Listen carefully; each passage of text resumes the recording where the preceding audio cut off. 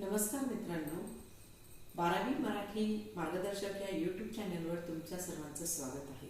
आपण आयुष्य आनंदाचा उत्सव शिवराज गोरले यांचा पाठ बघत आहोत। मागच्या व्हिडिओमध्ये पहिला भाग बघितलेला आहे, ह्या व्हिडिओमध्ये आपण दुसरा भाग बघणार आहोत।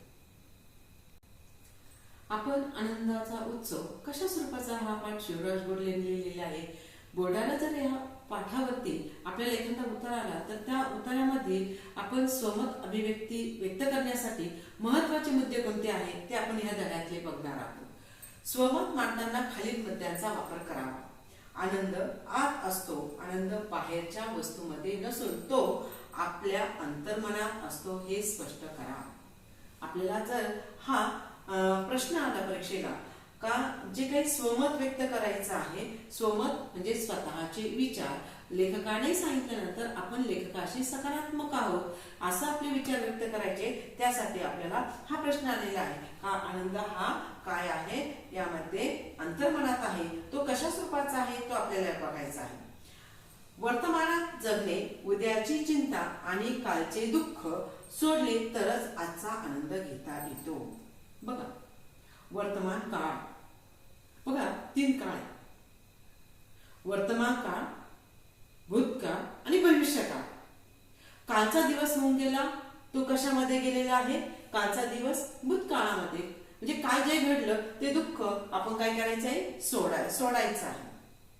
वर्तमान काळ, आजचा दिवस आहे तो आपण आनंदात कसा घालवणार तो महत्वाचा आहे।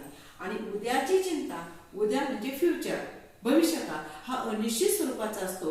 हे मुद्दे जर तुम्ही परीक्षेमध्ये जर ठेवले तर तुम्हाला त्या ठिकाणी जो पेपर तपासणारा परीक्षक असतो तो मात्र सांगेल का हा विद्यार्थ्याचा अभ्यास चांगल्या रीतीने त्याने केलेला आहे। ह्या मुद्द्याखाली तुम्ही काय करायचे आहे, अंडरलाईन करायचे आहे। छोट्या गोष्टींमधून आनंद, मोठा विजय मिळवण्यापेक्षा रोजच्या छोट्या छोट्या गोष्टी, उदाहरण निसर्ग, मित्र, छंद, आनंद शोधणे महत्वाचे आहे। स्वीकार करण्याची वृत्ती, जे आपल्याकडे आहे त्यात समाधान मानणे म्हणजेच आनंद। बघा, जे छोटे छोटे गोष्टी आहेत, फारच मोठी गोष्ट लागत नाही आनंद मिळवण्यासाठी, छोट्या गोष्टी असेल तरी त्याच्यातून आपल्याला आनंद मिळतो।